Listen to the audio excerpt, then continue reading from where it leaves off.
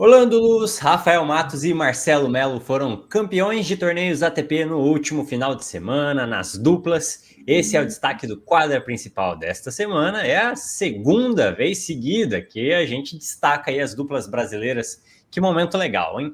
Aproveita, deixa aí o seu like, se inscreva no nosso canal e siga a gente se tiver pelo Spotify. A dupla 100% brasileira, formada por Orlando Luz e Rafael Matos, foi campeã no ATP 250 de Santiago, no Chile. É o segundo título da dupla nessa temporada, e na temporada de Saibro Sul-Americana, inclusive, eles foram campeões no ATP 250 de Buenos Aires, torneio que abriu essa gira. Na final, Luz e Matos bateram o uruguaio Ariel Bear e o australiano Matthew Homius pelo placar de 6-4 e 6-3. Grande título dos brasileiros, mas não parou por aqui não, tem mais. Marcelo Melo e seu melhor amigo Alexander Zverev conquistaram o título do ATP 500 de Acapulco, no México. Demorou para esse título sair, eles já jogaram duplas algumas vezes juntos aí, finalmente veio o título. O segundo título seguido de ATP 500 para o Marcelo Melo, ele foi campeão do Rio Open ao lado do João Fonseca na semana anterior. E o terceiro título nesse ATP 500 aí de Acapulco. Em 2015, ele foi campeão com o Ivan Dodig e em 2020 ele foi campeão com o Lucas Kubot. Duas duplas lendárias aí que o Marcelo Melo fez. Melo e Zverev bateram o austríaco Alexander Erler e o estadunidense Robert Galloway por 6-3 e 6-4, só inverteu, né? Se o Luz e o Matos ganhou por 6-4, 6-3, Melo e Zverev ganharam por 6-3, 6-4, finais equilibradas para os brasileiros, mas todos eles saindo com o título, né, Daniel? Salve, salve, amigo Lucas, ouvintes, espectadores do podcast Quadra Principal. A gente só não está colocando, a gente só não está fazendo o terceiro vídeo seguido colocando as duplas brasileiras como destaque, porque a gente deu aquela pausa para o carnaval, que foi quando o Orlandinho e o Rafa ganharam o ATP 250 de Buenos Aires, né? Mas vamos falar primeiro do Melo. O Melo, que semana passada tinha falado que estava quase igualando o número de títulos com a idade dele, agora igualou, né? 42 títulos, né? Os 42 anos de idade. Primeiro título do Zverev, se não me engano, em 2024, né? Eles fizeram o final do Masters 1000 de Monte Carlo, né? Juntos até de uma forma até surpreendente, né? Eles chegaram na final, salvo engano. E agora conquistam, né, esse primeiro título juntos, né, nessa parceria. O Melo, que vem recuperando posições, segundo título seguido, ele não subiu no ranking semana passada porque ele defendia, né, o título do Rio de Janeiro, então ficou no mesmo lugar, mas agora, né, conquistando esse título, ele conquistou pontos e aí voltou ao top 50, subindo 13 posições, número 46 do mundo.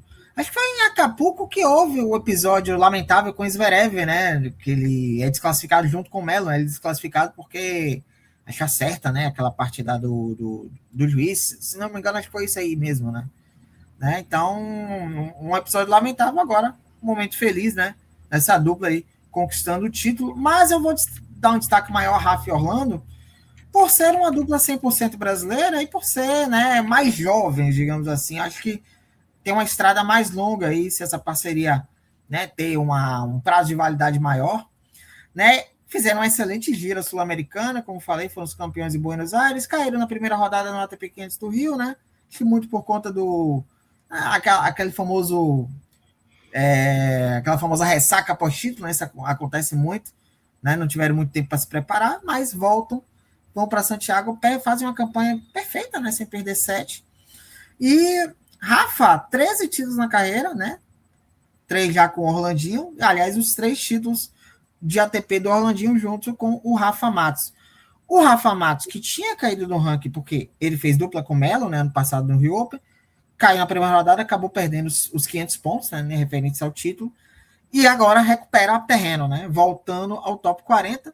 E o Orlandinho tá uma posição atrás, número 41 do mundo, o melhor ranking da carreira.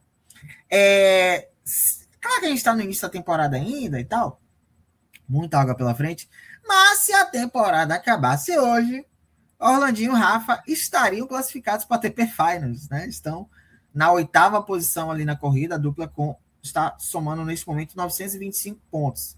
Agora sim, as duplas brasileiras, e aí aproveitando esse gancho que eu falei da classificação atual da corrida para Finals, Né? As duplas brasileiras destacam, a gente sempre pincela aqui e tal, mas eu acho assim, as duplas masculinas, notadamente. E eu falo do Orlandinho e do Rafa, porque eles são mais jovens, né? O Marcelo Melo é veterano, já tem 42 anos, já não tem uma vida longa pela frente, uma vida tenística, embora seja interminável, tá ganhando títulos aí à torto e direito. Mas o Rafa e o Orlandinho ainda têm uma longevidade maior. O Rafa tem 30 anos e o Orlandinho 28 anos.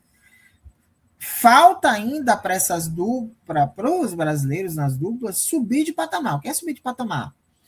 Fazer campanhas boas em Masters 1000 e Grand Slams. Eles vão muito bem nesses ATP 250, invariavelmente vão bem em ATP 500 também, mas falta eles irem mais longe ou fazerem grandes campanhas em Masters 1000 e Grand Slam. Grand Slam, até, a dupla foi até bem na Australia Open. Mas para você subir de patamar, né, sair dessa zona aí de top 40, né, top 35 e tal, precisa ir bem nos Masters 1000. Vamos ter 2 agora em sequência, eu ainda a gente não sabe ainda se eles vão participar, lista de inscritos e tal, mas temos Masters 1000 pela frente, eles precisam ir bem nesses torneios grandes para que eles possam dar esse salto no ranking, sair dessa zona aqui, né, e quem sabe até brigar realmente, de fato, por uma vaga no ATP Finals no final do ano. Sim, é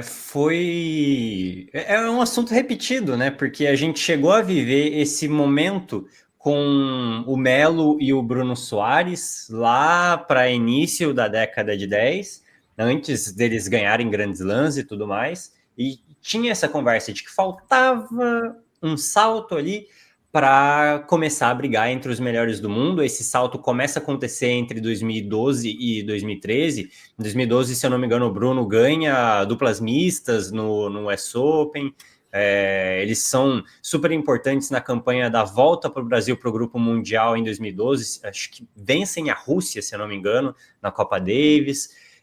E aí, a partir dali, a gente viu um salto. Aí começou a chegar em finais de Grand Slam e tudo mais, e virou o que virou. Tanto o Bruno quanto o Marcelo, e eu boto fé. Eu acho que a gente pode ter resultados ainda melhores, resultados importantes, boas campanhas em Grand Slam aí com essa dupla do Orlandinho e do Rafa Matos. Cara, é muito legal a gente ver o Orlandinho indo bem no circuito, depois de tudo que ele já passou, depois de toda a história lá. Pô, eu lembro quando eu era adolescente e esse menino, adolescente também, tava ganhando medalha nos Jogos da Juventude.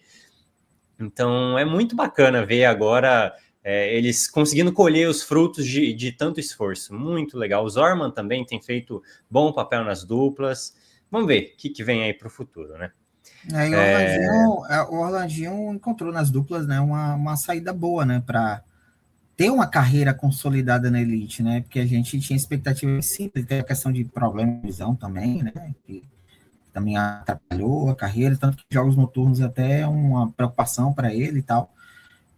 A carreira de simples dele acabou não vingando e encontrou na dupla uma saída, né? Para ter uma carreira consolidada. A gente sabe que dupla não tem a mesma notoriedade simples, mas está aí na elite. Eu acho que essa dupla com o Rafa aí tem tudo para engrenar, já são 3 títulos, né? Mas é isso. Agora o objetivo é tentar subir o degrau, né? Tentar sair desse top 40. O Orlandinho tá chegando agora, tá se aproximando do top 40, 41 do mundo, mas o Rafa já foi top 30, por exemplo. O Rafa teve uma queda, tá tentando recuperar o terreno. Então o Rafa já teve por ali. O Rafa foi campeão de Grand Slam, ainda aqui nas duplas mistas com a Luiz Stefani. Então já conhece os meandros ali de conquista de Major. Né? Então, essa dupla com o Orlandinho casou muito bem. Acho que tem tudo para ainda ter mais conquistas e sonhar alto, sonhar grande, sonhar com coisas maiores. É isso. Bora agora falar das finais de simples dos torneios da ATP? Começando pela quebra de um dos tabus mais incríveis da geografia. Daniil Medvedev ganhou o ATP 500 de Dubai e pela primeira vez em sua carreira repetiu a cidade de um título. Anteriormente foram 22 títulos em 22 cidades diferentes e agora quebrou aí essa escrita e ele nem precisou ir em quadro para ser campeão em Dubai, viu? Ele contou com a desistência do neerlandês Talon Griekspoor, na decisão, o russo que bateu aí ao longo de sua campanha o Wawrinka, o Brooksby e o Auger Aliassime para ficar com o título segundo dele em 2026. Ele tem aproveitado boas oportunidades para somar pontos e voltar a conquistar títulos. Olho no Medvedev, porque ele pode ser muito importante ali na temporada de quadradura mais perto do fim do ano. Eu acho que ele pode fazer boas coisas para lá e me parece que ele tem se preparado para estar no auge, pelo menos no ano, justamente nesse momento onde ele sempre costuma ir bem. E, claro, fica aqui a torcida para que toda a galera que jogou lá em Dubai, todos os tenistas, cheguem bem em suas casas. Você que está completamente fora do mundo, os Estados Unidos fizeram um ataque, um bombardeio no Irã, o Irã fez uma resposta na mesma moeda e bombardeou países com bases americanas, ali, países dentro do Oriente Médio. O Emirados Árabes Unidos é um desses países, então os tenistas que jogaram em Dubai não conseguiram sair de lá ainda. A gente está gravando esse vídeo na segunda-feira, são 7h30 da noite, agora momento que a gente está gravando, e os tenistas ainda não saíram de Dubai. Há todo um plano para que eles saiam, e a gente torce para que eles consigam fazer isso em segurança, consigam chegar em suas casas em paz. Há uma conversa aí sobre eles acabarem perdendo o Indian Wells, mas sinceramente o meu pensamento está em eles saírem com segurança de Dubai, dos Emirados Árabes Unidos, para, enfim, ficarem tranquilos, em paz. Ainda falando de ATP 500, agora o 500 de Acapulco, Flávio Kobali conquistou o terceiro título de sua carreira ao bater na final estadunidense Frances Tiafoe por 7-6, 6-4, jogo difícil, mas grande título italiano, que já tinha uma conquista de ATP 500 em sua carreira, lá em Hamburgo no ano passado. Kobali entra no top 15 justamente na 15ª colocação. E por fim aí nesse giro de torneios ATP, mais um italiano campeão no final de semana, e não é o Sinner. Que maravilha o tênis italiano, né? Luciano Darderi conquistou o título do ATP 250 de Santiago. Venceu na final o alemão Yannick Hanfmann por 7-6, 7-5, jogo duro. Quinto título do Darderi, ele que foi campeão em outros 4 ATP 250 de 2024 para cá. Mais uma vez, aproveitando a temporada de Saibro na América do Sul, ele já tinha um título por aqui e está pertinho do top 20, é o 21º colocado. O Kobali, 23 anos, o Darderi, 24. Então, a gente já falou aqui várias vezes de tênis italiano, de muitos tenistas jovens aí. Então, você tem uma safra aí. Lembra que a gente falava antigamente da Armada Espanhola? Você tinha muitos tenistas. Isso antes do Nadal, a gente chamava de Armada Espanhola, né? Antes não surgiu Nadal. Hoje a gente pode chamar de... Não sei qual vai ser o nome que a gente vai usar para Armada Italiana, não. A gente vai ter que arranjar um outro nome aí. Mas o Kobali em Acapulco, né? Ele perdeu apenas um set na campanha para o Kekmanovic na semifinal. E desses 3 títulos de ATP, esse é o primeiro em quadradura, né? Os outros 2 foram no Saibro, né? Hamburgo e Bucareste, né? E o Francis Tiafoe foi 7-6, 6-4, né? O Tiafoe até no segundo set ali tava uma quebra atrás, devolve a quebra ali no 4-4, só que aí, né? O Kobali conseguiu uma nova quebra aí, venceu, né? E o Tiafoe, que teve um ano de 2025 muito difícil, né? Acabou perdendo muitas posições no ranking, pelo visto tá se recuperando, começa 2026 bem, já com a final, sobe 6 posições, né? Número 22 do mundo, então aproxima-se ali de retornar ao top 20, o Tiafoe que já foi top 10, né? Recentemente, né? E o Darderi aproveitou muito bem a gira sul-americana, né? O Darderi foi vice-campeão, né, do ATP 250 de Buenos Aires, perdeu a final para o Francisco Cerúndolo, 5 títulos, todos no Saibro, né? Então, o Darderi aí é um tenista aí aproveitando muito bem essa superfície, ele venceu na final o alemão e tricolor Yannick Hanfmann, de 34 anos. Por que eu estou falando isso? Porque o Yannick Hanfmann esteve no Rio de Janeiro, participou do Rio, assim como o Darderi e outros. E o Yannick Hanfmann esteve no Maracanã, assistindo o Fluminense 1, Botafogo 0, com um golaço de Lúcia Costa. Estava lá no meio da torcida do Fluminense, né, maravilhado lá, flusudo, nosso Yannick Hanfmann. O Hanfmann que ganhou na semifinal do Fran Cerúndolo, o Cerúndolo que foi campeão do ATP 250 de Buenos Aires, o Hanfmann que subiu 16 posições, número 65 do mundo. indo lá, não voando para Dubai, porque o espaço aéreo ali está complicado, mas né, vamos falar sobre o ATP 500 de Dubai, e aí realmente, acho que mais o ATP Masters 1000 de Indianapolis começa na quarta-feira, né? Então aí já estamos na segunda, então quarta-feira, quarta e quinta jogam aqueles não cabeça de chave, digamos assim, então os cabeças de chave, os 32 cabeças de chave só entram em quadra a partir de sexta-feira, então é uma corrida contra o tempo, mas como você falou, acho que o mais importante é a segurança de todo mundo, a segurança e a integridade física de todo mundo, acho que é o mais importante nesse momento, que todo mundo sai de lá em segurança, acho que nesse momento para eles todos, a questão esportiva fica em segundo plano, né? Mas falando do Medvedev, que finalmente, né, repetiu figurinha, né?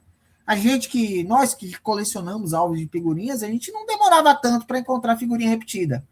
Né? A gente já começava lá, botar as figurinhas e comprava e vinha figurinha repetida. Medvedev não, Medvedev demorou muito, né, para achar uma figurinha repetida. Ele que foi campeão em Dubai em 2023 e finalmente repete, né? Conquista um bicampeonato. Uma campanha muito boa, né? Sem perder set, né? Ele teve, infelizmente, ele não jogou a final, né? Por conta da lesão do Gritspo na semifinal contra o Andrei Rublev. Mas, de qualquer maneira, os 4 jogos do Medvedev foram todos 2-7-0, né? E o Medvedev é o 5º maior campeão em atividade, né? Vamos à lista, né? O Djokovic tem 101 títulos.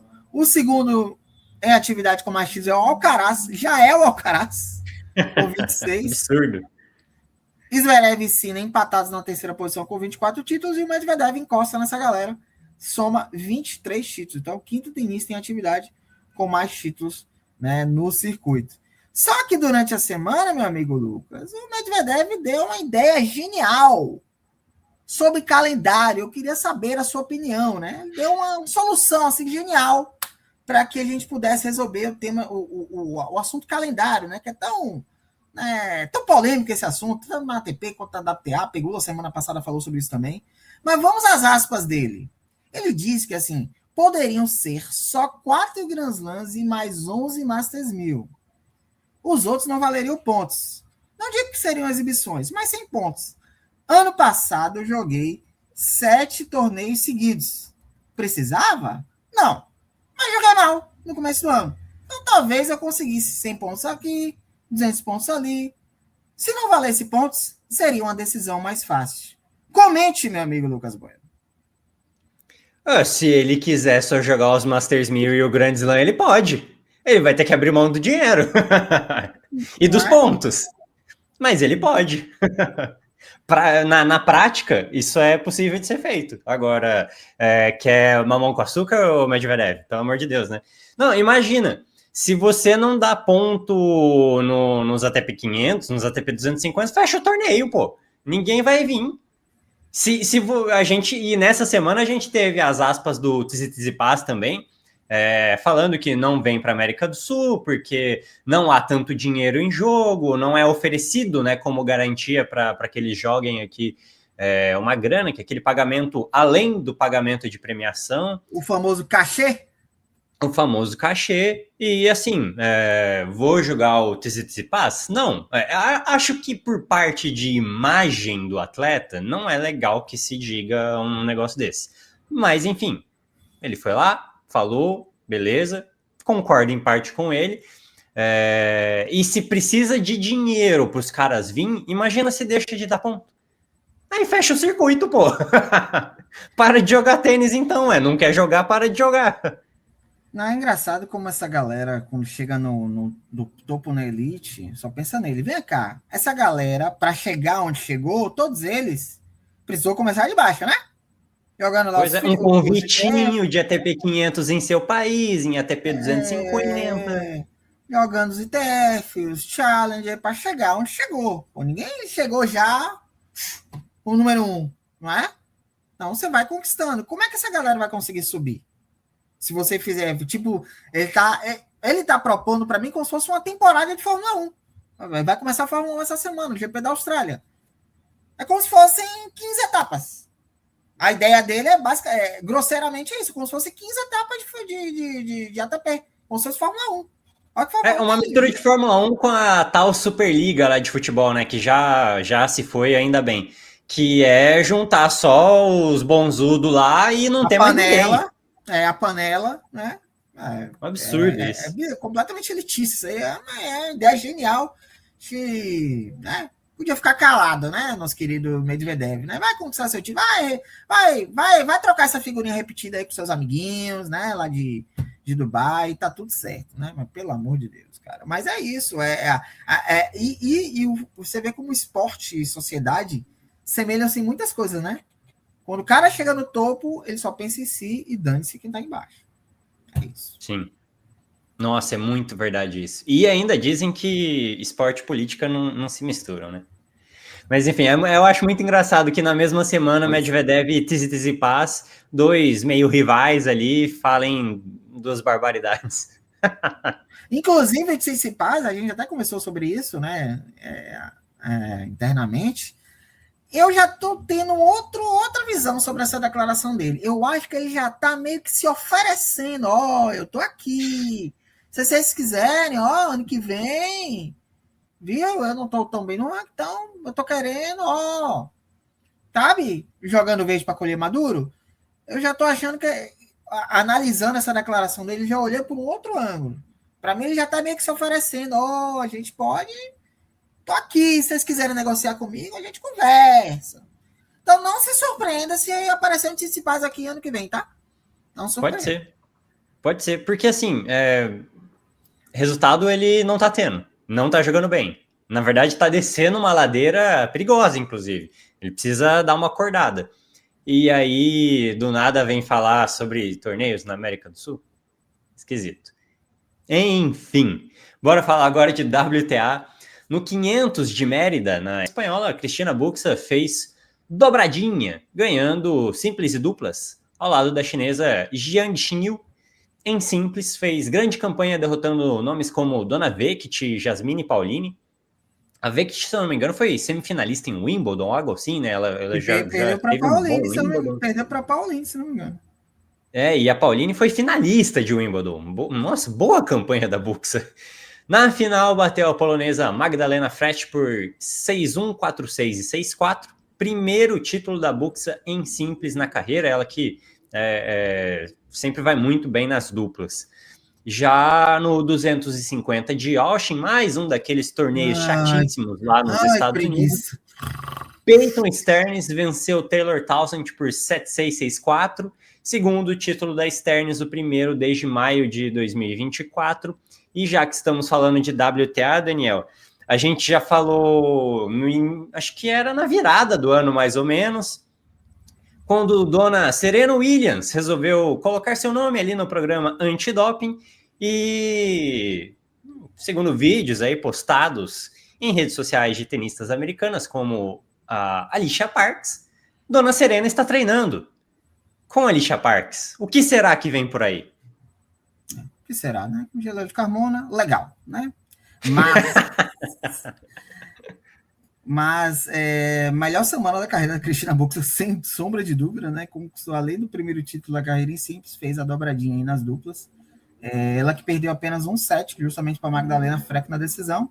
E em simples subiu, deu um saltão aí, 32 posições, número 31 do mundo, já entra ali naquela zona de cabeça-chave de Grand Slam, né? Então, a Buxa aí, né? Finalmente em simples. Ela tem 31 anos, você vê, né? 31 anos chegando aí perto do top 30. Enquanto a Magdalena Frech joga bem no México, tá? Porque das 3 finais dela na carreira, 2 foram em solo mexicano. Ela que foi campeã em Guadalajara em 2024, né? E aí você vê, né? Como tem essa semana tivemos Acapulco e tivemos Mérida, né?